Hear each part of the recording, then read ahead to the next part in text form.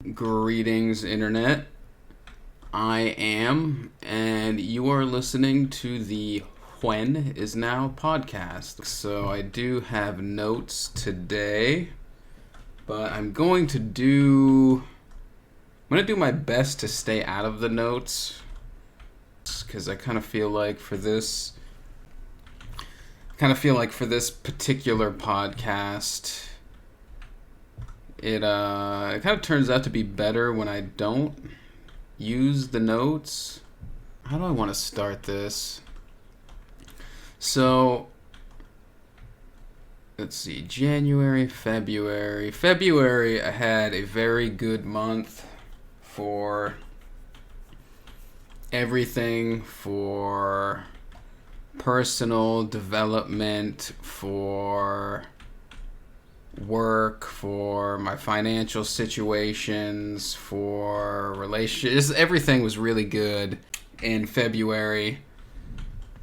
And then, March is my birthday, and I was expecting to go into Pisces season with a lot of momentum and to come into a lot of good energy and to just I thought everything was going to take off in March, basically. And that did not happen. March was exactly the opposite of what I was expecting. Right before March, I figured out that I was being kicked out of my apartment on 2 months' notice, so that was a whole bag of stress. And then I was just like, all right, whatever. We're coming into March. I'm just going to focus on my bullshit, make a bunch of money. And the more money I make, the less stressful this moving situation would be. And then Spirit says, ah ha ha ha ha ha ha. Yeah, we'll see about that. So I was already in a tough financial position because I had an injury last year and I wasn't able to work, so I just didn't have the money buffer that I usually have, that I enjoy to have. I do not like being paycheck to paycheck as a poker player. That is dancing with disaster. Just inviting a bad situation to be in that position, but that was the position I found myself in, and I felt like I was coming out of it in February, and then March happens, and I just go on. March was one of the worst months I've ever had in poker. Like, the beginning of the month was actually good. I think, like, March 3rd, I was up, like, $800. And then, from, like, the end of the first week going into the second week of March, I just ran like total death. I lost a bunch of money. And then in the middle of the month, I think I had a winning session or two. And then for like the whole rest of March was just losses. Like, just more losses than I've ever had consecutively in my poker career. I just went on this 2-month period, or not 2 months. Jesus, 2 months would be wild. I went on like this 2-week period, maybe even been longer than 2 weeks, where I just didn't have a win in poker. So it was, it was it was just really stressful. I knew that, April is going to be my last month in this apartment, and I could really use some money going into that for all the moving stuff that's going on, and just, I was already low on money to begin with, so to hit a losing streak at this very particular moment was just like, it just felt like everything was collapsing in on me at the same time. And I just wasn't really... It just didn't make sense because, I'm getting into manifestation. I'm trying to manifest abundance. I've been working on abundance. And then this just happens and I didn't really understand why this was happening now, because it kind of seems like it was happening at the worst possible moment. Like at the moment where I needed money the most, I was going through like one of the worst, this was the worst run of poker I've ever had. And I've been playing poker for 17 years. I've never gone 2 weeks without having a single winning session. Like, that is just insane. Like, I have... So basically, whenever I sit down to play poker, I have a 60% chance of winning. Which, you know, it's not like super high. I mean, it's pretty high for poker players. Like, a 60% win rate is nice. So to sit down with a 60% chance of winning over the course of 2 weeks and to not win once in 2 weeks, like, the odds of that happening are just... I mean, I don't know what the exact odds are, but it's gotta be a lot to a little. It's gotta be something like, 2 weeks. I think it was actually a little bit over 2 weeks. So it's something like 15, 16 days to not win 16 consecutive times when you're a 60% favorite is just... It's got to be something like 1,000 to 1, like, or something close to that, I would imagine. It's got to be at least 500 to 1. I think it's probably higher than that, even. It's just very unusual. So, I don't really believe in coincidences. So when things like this happen, I don't know, it makes it tempting to believe that there is a 3D reality that we're not in control of.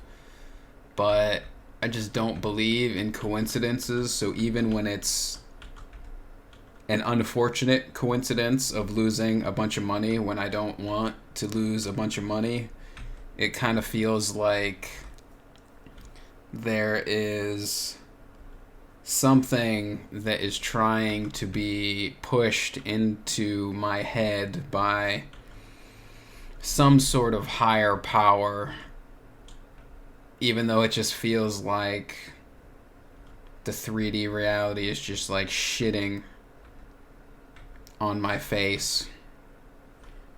So, trying to take lessons out of that is something... It was not easy at the beginning, but it's kind of interesting. Like, the worse the downswing got, and the more unlucky I was getting, the more I was like, alright, there has to be like something here that I'm trying to show myself with this shit, because there's no way. I mean, it was insane. Like, there was one session where, there's 45 cards left in the deck.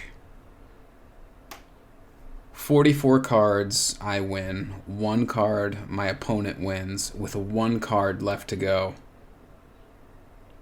And he gets it. Like, there's 1 card in the deck for him to hit a straight flush, which is like the most rare hand that there is in poker. You have like it's like 1 in 10,000 to make a straight flush in poker. Like, it's very fucking rare. And this guy got it. And then like an hour before that, there was 43 cards in the deck, I win. 2 cards in the deck, and my opponent wins, and he gets it with the last card. Like, so for these things like this to happen, it's, it can't be luck. It's,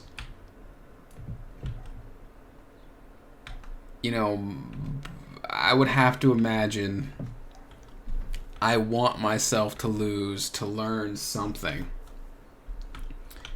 And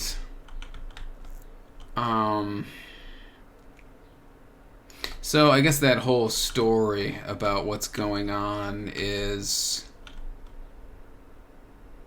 a lead up to all like the stuff that I haven't been recording podcasts during this whole fiasco because I just haven't had like the mental energy to like sit down and record a podcast. I've just been pretty not thrilled with my situation. But I have been picking up my internal lessons along the way. So one of them is ego. So I think most of us on the spiritual journey feel like we're fighting our ego. I kind of feel like that's where the spiritual journey begins, or it's like somewhere at the beginning is like a wrestling with the ego. And I think you kind of have to do that because the ego is kind of like two hands grasping reality, and as long as it's grasping it, it can't. It's like our perception grasping reality with two hands, and as long as we're grasping it and we have our fingers wrapped around it tightly, it can't expand into its full nature, and we are making our own reality. So if we don't release our grip on it, it stays this constricted, expected 3D causal version of reality. So I do think it's important at the beginning of our journey to kind of release the ego, or kind of like, release our grip on what we think causal reality is, what the ego, basically, what the ego is expecting. Because the ego, I guess I should say, my perception of the ego is it's this very 3D thing. Like, it's the most 3D part of us. Like, the ego expects 2 + 2 = 4. The ego expects when we're a 75% favorite to win most of the time. Like, that's kind of what I thought the ego was going into all this. But now my idea of what the ego is has shifted a little bit, quite a bit. I don't really know. It's shifted. I don't know how big of a shift it is. I guess that's for, somebody else to decide. I don't know. My perception of what the ego is now is that, we're not supposed to fight the ego. We're supposed to integrate the ego. Like, we're supposed to let the ego in. So before I was thinking, the ego is this thing that has a incorrect perception of reality, and it wants to be overly involved in everything. It wants to control. So I think the more like control freaks we are, the more we want to have our hands tipping on the scale of which direction reality is going. I think that's like all ego based. Like, people that need to micromanage, I think that comes from a place of ego. But now I kind of feel like our ego is us. Like, it's not all of us, but I think the core of our 3D experience is the ego. And what I mean by that is, so we are infinite spiritual beings, right? So, and we're here on Earth having a human experience. I think the ego is the human experience. Like, it's the encapsulated when we're on the spiritual journey, we're always wondering if magic, miracles, and spirituality is real. Because it seems like there's never in your face, incontrovertible proof that the spiritual stuff is real. And I think that disconnect of not knowing and having to like believe or rely on faith, I think that is the ego. Like, basically the ego is the idea, what is it like to, like, I think the soul knows what it is. The soul knows it's a piece of God, a piece of everything, having a separate experience. And I think the ego is an idea that the soul has. What would it be like to be separate from everything? Like, the soul already is. It's separate, but it knows it has a connection to everything. What would it be like to be separate and to not know that I have a connection to everything? That's what I think the ego is. I think the ego is the realization of the soul's desire to know what it's like to be separate and to not know its connection to everything. And I think that's why this 3D reality is just so jarring and confusing, and you never have that.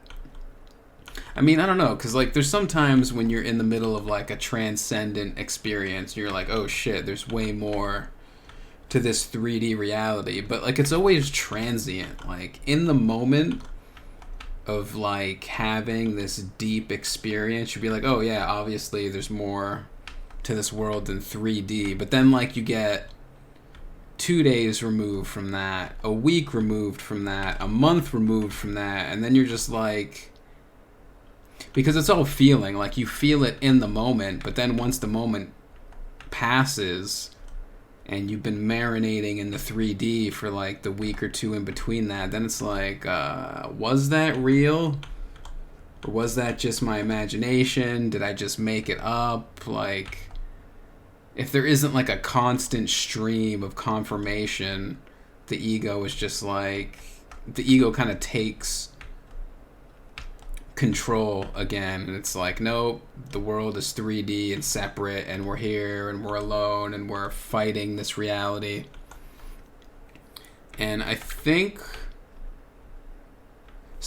what we're supposed to do is, we're not here to fight the ego, because the ego is us. The ego is the manifestation of our desire to experience separateness. I think what we're supposed to do with the ego is reintegrate it into ourselves. Like, the whole experience we have of our life up to the point where we go through, I'm doing air quotes right now, awakening.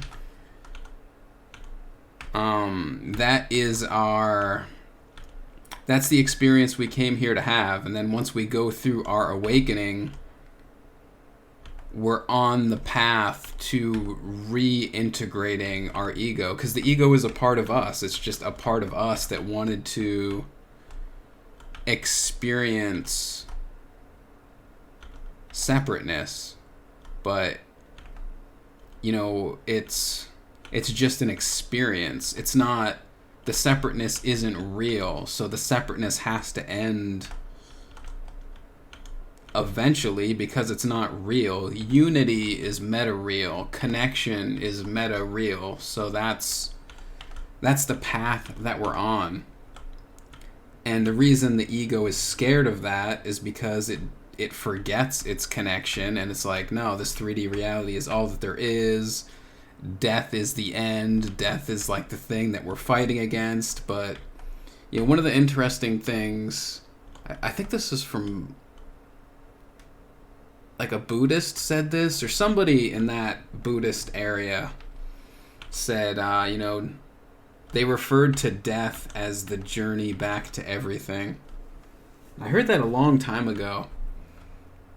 And I thought it was interesting when I first heard it, but now I kind of feel like it's more interesting just given my understanding of the way things work now. So I really think it's our job to, not fight the ego, not kill the ego. I mean, killing the ego is like killing your fist or killing your foot, killing your heart, killing your brain. Like, it's a part of you. And it's an integral part of you. It's the part of us that we came to this 3D reality to experience. I don't even think we come here to have a physical experience unless we want to have an ego. Like, I think the ego is the reason we come here. We come here to experience the separateness, and then when we're done with that, we go through our awakening. Like, we start on the awakening process, and I think the whole point of the awakening process is to become whole again by integrating our ego, by nurturing our ego, by showing it that it is a part of everything. Like, that's what awakening is. Awakening is realizing that you have a connection to everything and everyone, and once you do that, your ego is integrated, and it's not like you don't need it anymore. It's like you've just, it's just like mixing a piece of dough into a bigger piece of dough. It's just, it was always a piece. It just, became separate for a little bit, but you just mix it back in, and then you're whole again. So that's kind of, does that like fit in somehow with what's going on in poker? I don't even know. Yeah, there is. So I think, I don't even know why I think I need to fit that into poker somehow. I just feel like my ego is the part of me that's just like stressing out and being like, I need to win. But going through this emotionally volatile time has just kind of highlighted the ego, and that is just something I've been thinking a lot about over this last month.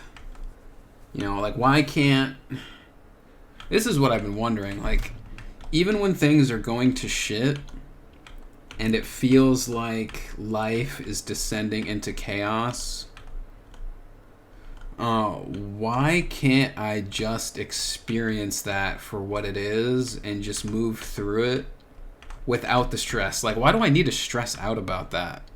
Like, that's what I've been trying to figure out. Like, I've been through stressful moments in life before, and I know I'll go through stressful moments in life again. But just like, why? Like, why can't I just move through like a series of unfortunate events and just go through it and just have it be, a normal experience? Like, why can't I keep an even emotional keel through the worst run of luck I've ever had?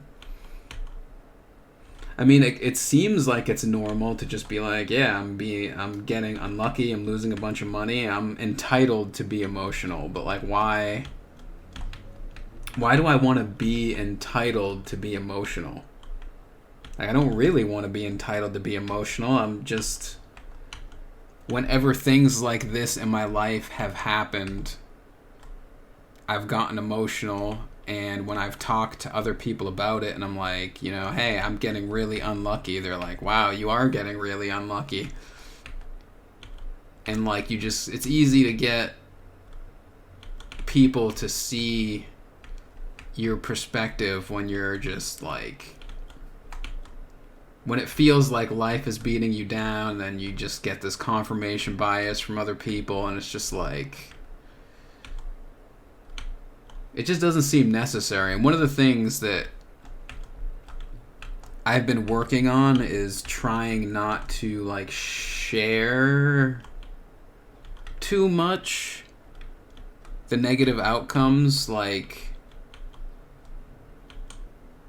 it used to be when I was doing really bad in poker, I would just like, even like when I was at the poker table losing, like I would imagine talking to my friends about how unlucky I was getting. I would just be like, oh man, I can't wait to tell so-and-so that I just got sucked out on when I was like 90% favorite in a $700 pot.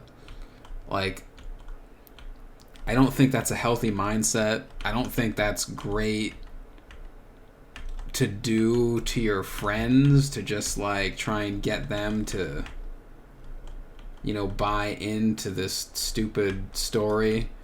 So that is something that I've been working on like through this. I mean, I've definitely talked to my friends about it, but it hasn't been like a huge topic of conversation. And I haven't talked to my family about it like much. I mean, they don't get it, so it's just, there's kind of no point talking to them about it. Very few people understand what it's like to be a poker player, and just, you know, the math involved and the swings and the ups and downs. It's just outside of most people's experience of life. It's a very up and down, emotionally strenuous occupation. So that is another thing. Just trying not to make the story bigger than it has to be. But, you know, it is nice to talk to people sometimes about it, just to like vent, but I'm trying not to let the story perpetuate itself by taking up a lot of mental space. But that is, it's much easier said than done. You know, when you're eating shit and going through it, it's just like, fuck, dude, how do you not let that encompass your life? How do you not let that cost you sleep? Although I have been good about that. I have not lost much sleep over that. So I think I've done, this is like the worst streak I've ever been on, and I think I've done the best job I've ever done at dealing with it emotionally. And it's pretty crazy because I was like the lowest, I got to the lowest amount of money I've ever had as a poker player, which is like very stressful to like be in a situation where if you lose, if I lost a few more times, I would have been broke. Like, just fucking broke. And to be broke as a poker player is not good, because you can't sit down at a poker table and make money when you're broke. So that was, I guess I should be proud of how I handled this downswing. I think it's definitely made me a more resilient person, a more resilient poker player. I now know I can deal with something like that without breaking. Which that leads me into the next topic, which was, what was that? Let's see. So, one of the other things that I kind of figured out through this very unlucky process is, you know, when we exercise, when we lift weights, it makes our muscles bigger to lift weights. And the way it makes our muscles bigger is it rips. We work out so hard that it rips the muscle tissue, damages it, and then it grows back stronger than it was, so that, you know, the muscle can withstand that amount of strain more easily. And it was kind of, you know, shown to me through this experience that we do the same thing, the exact same thing to ourselves emotionally and spiritually. You know, we grow emotionally by struggling. When we go through these difficult periods in our life where just everything seems like it's collapsing around us, that's an emotional workout. Like, we're putting ourselves through deep emotional strain, and when we come out the other side, we're stronger emotionally. Like, we run to make our heart stronger, and we struggle to make our emotional heart stronger. The heart chakra, the metaphysical heart. When we, like, going through this downswing, through getting kicked out of my apartment, through just all the freaking deaths in the family, just all this shit that's happened is just like, I don't know, I just feel like my emotions are, what would I say? Solid, stable. I just feel like I've grown from going through all this. It wasn't fun, but like, working out isn't fun. When you're lifting the heaviest weight you've ever lifted, when you're in the middle of lifting it, you're out of breath, you're sweating, you're straining. It's not fun. And it's the same thing when we're growing emotionally. Like, you've got to push yourself to grow. So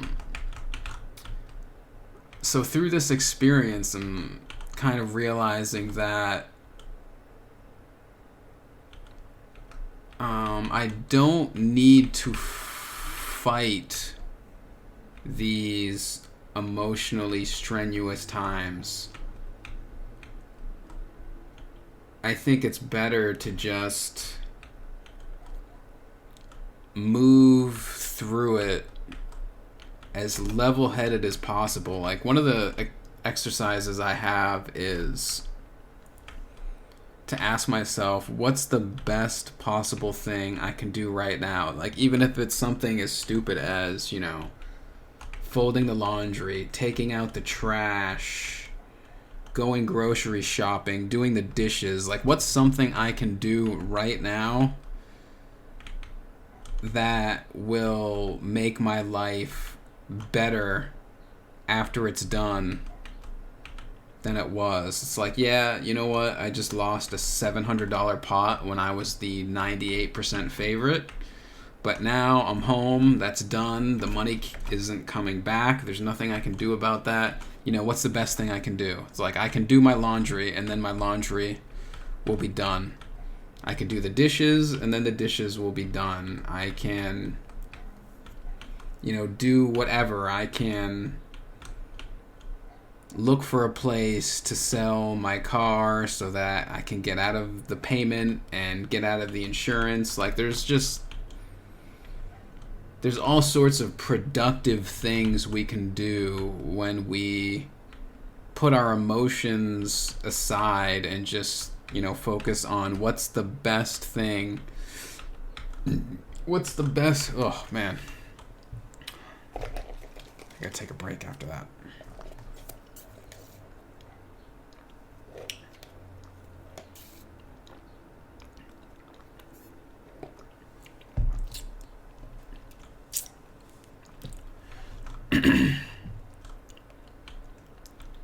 So yeah, it's just like, what's the best thing I can possibly do for myself right now? And, it was very tempting. So, hold on. I just need a drink.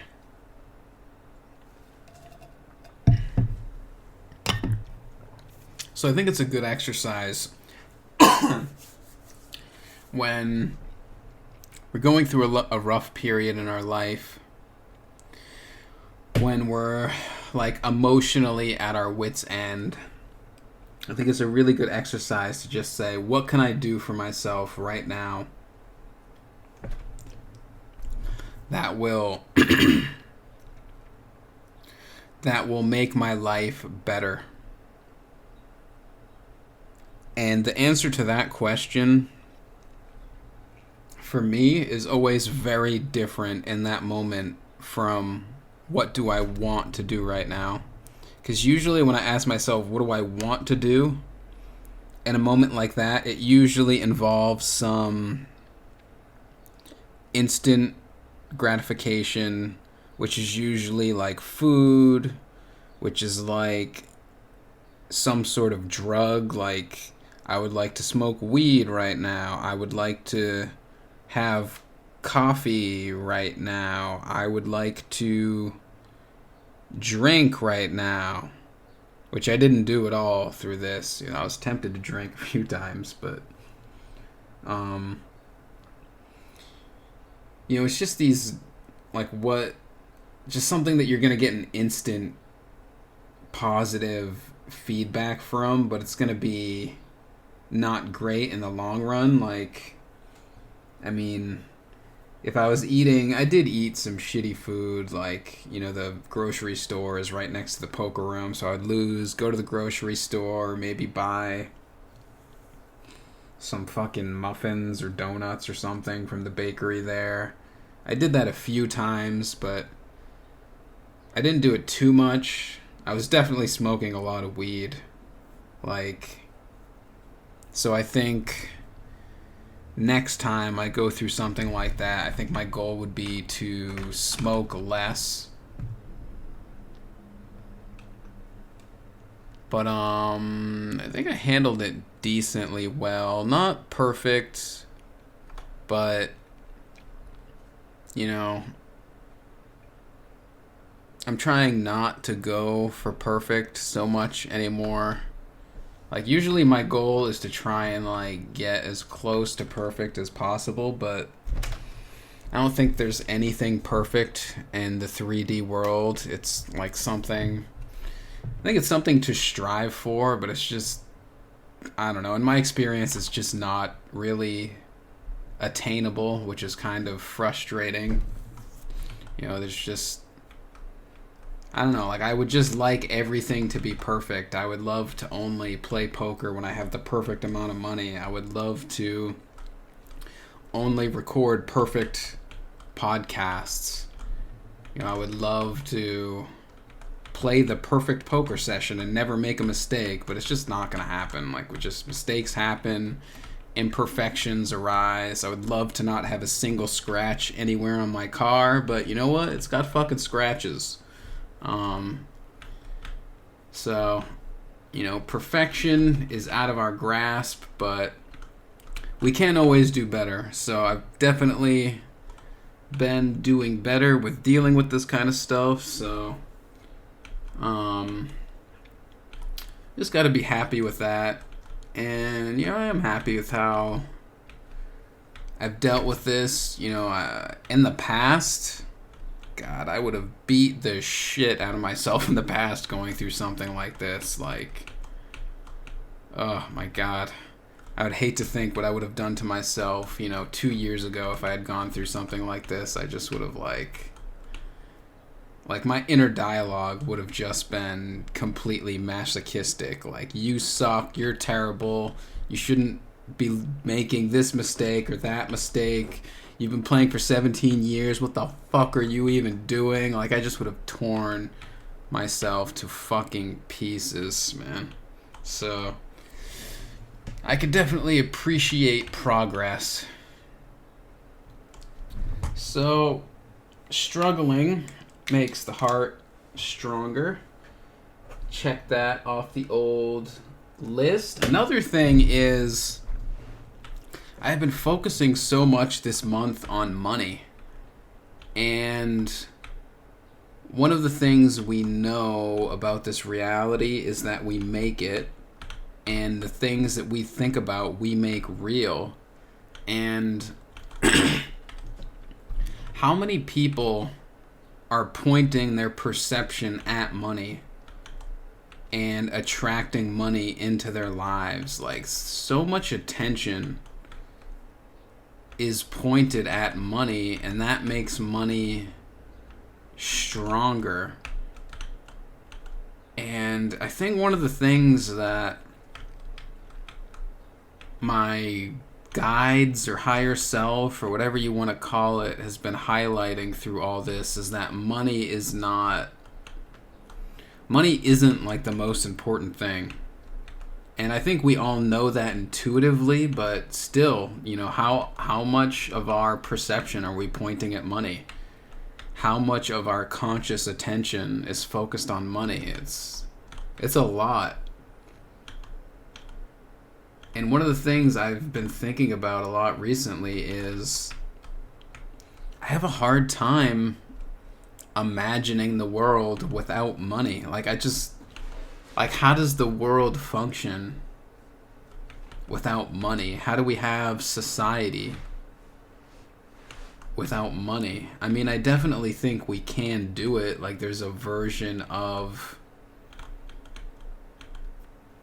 reality where that's possible. I just can't. I'm so involved in the financial system that I just can't imagine how it would work. So I kind of feel like part of this experience of losing money in ways that seem borderline impossible is just like been a way for my higher self to kind of disconnect me from being from just like tying my view of success with money. Because, I mean, I've been playing pretty well throughout this whole situation, so I don't think there's like drastic changes I need to make to the way I play poker. I've just been getting unlucky. So it's like, despite the financial results of this last month, I just need to keep doing what I'm doing and not focus on the money, and that's like the best thing I can do for my poker career. But also I think it's the best thing I can do spiritually, is to just not worry so much about the money, because it's not. I don't think our jobs should be about the money. I know I've talked about this in other podcasts. Like, when you work for a corporation, the corporation takes more than your time. Like, it takes your vitality. It takes your consciousness, and feeds on it. So we shouldn't be too focused on money when it comes to work. Like, we should be doing things with our time, with our career. We should be doing things that cause us to develop as a person, as a being. And that's one of the things that I enjoy about poker, is that I feel like I'm just like developing myself. I'm not just like developing a career as a poker player. Like, in order to become a better poker player, I have to be a better person. You don't just, when you're developing a skill, you're not just developing that skill, you're developing that skill as yourself. When you play a game, you're playing the game with your prejudices, with your expectations of what reality is, with your emotions. So as you develop that skill, you learn, okay, I need to trust people more, because I can't just, every time somebody bets, I can't just call them because I don't trust people. I need to trust sometimes that people actually have a good hand. And if you don't trust people, then you're just going to call all the time, and most of the time people are going to have it. So it's going to cost you money in this game to not trust people. So it's like you're learning. Poker does a very good job of teaching equilibrium. Like, you've got to find the balance of trust. You've got to find the balance of lying. If you're too honest in poker, you'll lose money. You have to be able to bluff sometimes. Because if people never see you bluff, then they're just going to be like, oh, well, I'm just never going to call this guy. So it's like, man, poker is just such a great tool for learning how to balance our emotions, learning how to balance our aggression, learning how to balance trust, and it's a great tool for personal development. Like, that's what I love about poker. That's why, I mean, that's another reason why this downswing was so emotionally taxing, because, like, I love poker and I don't want to go back to a regular job where I'm not going through personal development. So it's just like an added level of stress is like, fuck, if I go broke, I'm going to have to spend months at a regular job where I'm not able to do something that's developing me. And like, that was also just killing me. It's just like, fuck, I do not want to go back to a regular job. That would just be, I would just fucking hate that. Like, I can do it. I have done it. And if I need to, I will do it. But it's just not where I am, like, just emotionally right now. I just don't want to fucking do that. So that was like another weight of this whole situation. So I think that wraps up that thought. Oh yeah, this is something I want to talk about. Just need a minute to kind of think about this. I think it's a good moment to take a break. Future me, you're gonna be cutting out a decent chunk of time here. So I will be right back. I expect it to be about like 2 to 3 minutes, something like that.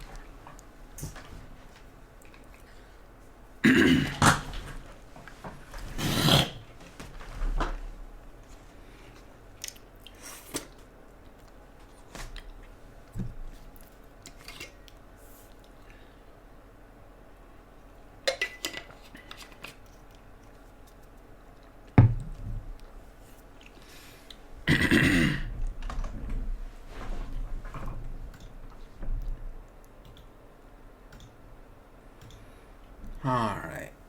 Almost ready to come back. Not quite yet. Still need 30 seconds or so.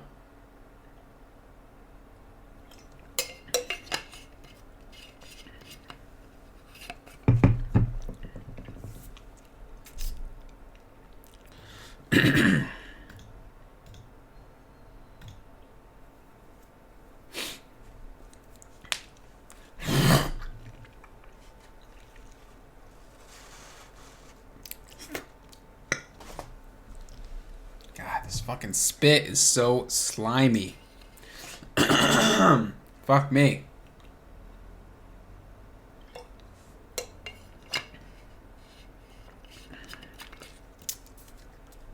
Okay.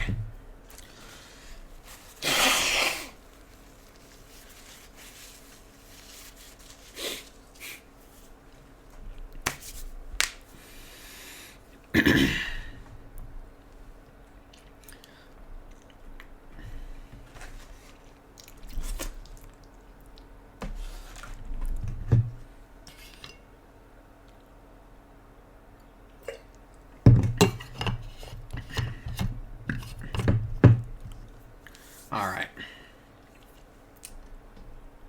I guess this is as good as my throat's getting.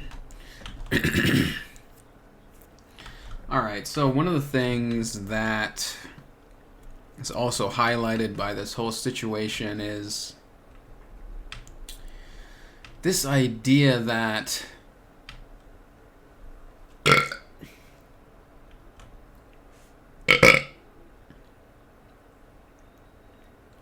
being rewarded for doing the right thing is only good some of the time. It's actually not good if you're always being rewarded for doing the right thing. So if you do the right thing and you're rewarded for it, you never really know the true nature of yourself. So, you do the right thing, you get rewarded for it. Are you doing the right thing because it's right, or are you doing the right thing because you're going to be rewarded for it? So when you do the right thing and you get punished, and I was learning this through the context of poker, but you can also learn it in your personal life, the way that you treat people. I think, you treat people well, you have an idea of I don't want to say correct. You have an idea of what it is to treat people well, and you treat people that way, and then, sometimes the feedback you get from that is, you get fucked over. There's been times in my life where people have trusted me, and I've treated their trust with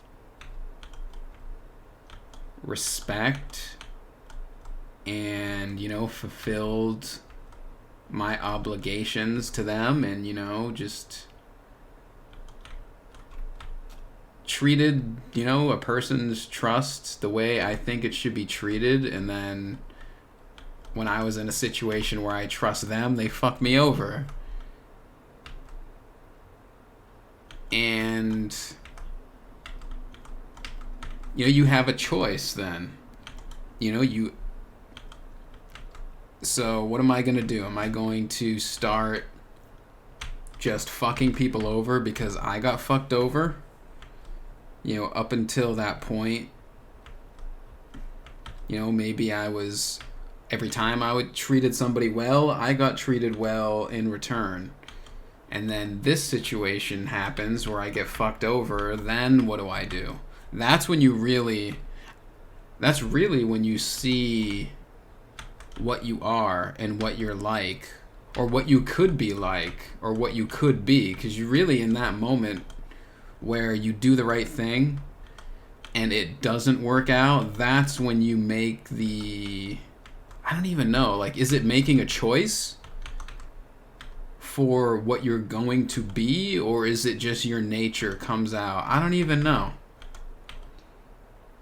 I kind of feel like we make a choice of what we want to experience. Do we want to experience going down a dark path? Because I kind of feel like, the people that we conceive of as evil, I think they go through these situations and they just choose, well, I got fucked over, so I'm going to fuck other people over. And then, people that we presume to be good or on the path of light, get fucked over. And then they're like, yeah, I got fucked over, but it's more important to me that I treat people the right way than I always get treated perfectly myself. So, like, that was a really big thing. I think that was something that kind of came through, like, over the last week. Like, yeah, this sucks, but this also shows, like, the kind of person you are. Like, are you going to give up on poker because it's not going well? Are you going to just do what all these other people are doing, just playing shit hands and trying to get lucky? Or are you going to continue doing what's right even though it's beating you up and it's not working? And I was just like, it just made me more committed to doing what's right and more committed to studying. So it's just like, it's just really interesting because I wouldn't think logically that punishing somebody for doing what's right would be good. Like, I kind of feel like that's evil. But yet here I am, presumably doing it to myself. I don't believe in coincidences, especially how unlucky I got this last month. Like, it was getting comical for a while there. Like, it was just like, I couldn't win. I just knew it was just like I knew I was going to lose. And it just got to the point where I was like, I must be doing this to myself. And I was just like, what am I trying to teach myself with this shit? And this was just one of the things that came through. And I can see now how that would be a valuable lesson to, kick yourself when you're down. Like, how do you take it when you kick yourself when you're down? It felt like reality was something that was, like, happening to me through this whole process, but I really feel like I feel very strongly that it was like a gut check moment, like a really check of, what do you really want? Do you really want to keep playing poker? Do you really want to keep going down this path? And I just decided that, it is something that I want to do. It is the path that I want to continue going down for now. I don't think I want to play poker forever, but it is definitely something I'm interested in doing and I'm getting a lot of development for. So I'm down to do poker for at least, another few years. I still have a lot of things I want to do and achieve, and it has me out there in the world, sitting in other people's energy, putting my energy out there. If I wasn't playing poker, I would probably be a fucking recluse and never leave the house. So I think it's good as something to just get me out of the house and to go through all these, like, personal development things. So it's been good to have that check. Like, I know poker is something that I want now. Like, I think a couple months ago I wasn't really sure. It was like, I don't know, maybe I could do something else. And now I just feel like everything is pointing in the right direction right now. I feel like I was kind of almost like a shotgun, just like scattered over a wide area, not really sure what I was doing or where I was going. But now I feel like after going through all this shit, it's like, all right, I definitely want to make poker work, and I've noticed some things that are getting in my way. So it's like it's been kind of like a cleansing experience for the direction that I want to go in my life moving forward. So the last month sucked, but I do feel like, it's so hard to go through something like that and stay in the mindset of everything that happens to me is happening to me for my best interest. Like, sometimes it just feels like reality is just beating on us for the sake of beating on us, and it just seems like senseless pain, senseless emotional anguish. But now, being on the other side of it, I just broke my longest losing streak ever yesterday. I finally posted a winning session yesterday. Now being on the other side of it, like, I can kind of see all this stuff more clearly and kind of, appreciate the journey. Like, being on the journey, being in the snowstorm, having the shoes worn out, having the muscles straining, sweating, just being in the moment sucks. But being on the other side of it, it was like, shit, that was a good emotional workout. You got the sweat going, got the muscle fatigue on. I can see how it was useful now. And, now I can kind of use that as fuel. And I feel like my direction is much more defined right now. Like, my goals are all oriented towards making this work. I found some areas where I can trim the fat in my game and in my life. So I'm kind of ready to streamline everything more. I can just see everything as just like, change is inevitable, and now I'm starting to see that, like, all this change that's going on, even though it feels terrible to go through the change, I can see the change as something that's, like, necessary and leading in a direction that's ultimately going to be better for me, even though it feels... God, I fucking hate moving, man. Like, I'm still not looking forward... Actually, I got the worst part over. We moved the couch out of the apartment yesterday. I live on a second floor apartment. So just... The couches are the fucking worst, man.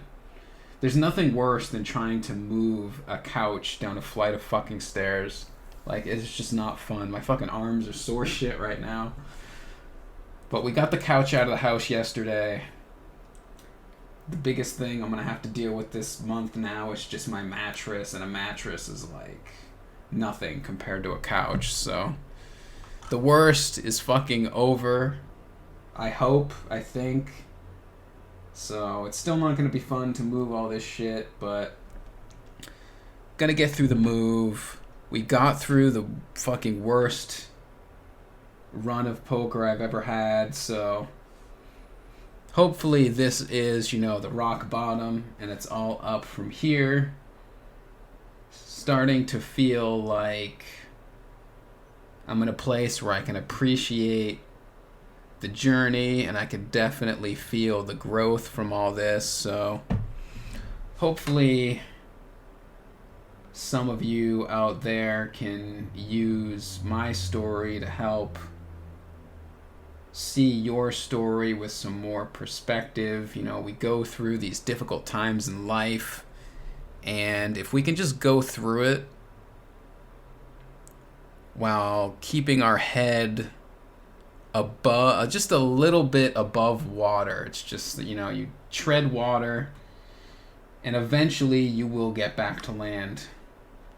It's not going to destroy you. I don't think we put things in front of ourselves that we can't deal with. So if you're going through the shit right now, stick with it. Or maybe you're just doing something that you shouldn't stick with and you gotta fucking cut some shit loose. Just try and experience your experience and see what your life is trying to show you, and learn what you're trying to teach yourself. And I think that's as good a place as any to wrap this up. So Thanks for tuning in, and I will catch you guys next time. Later.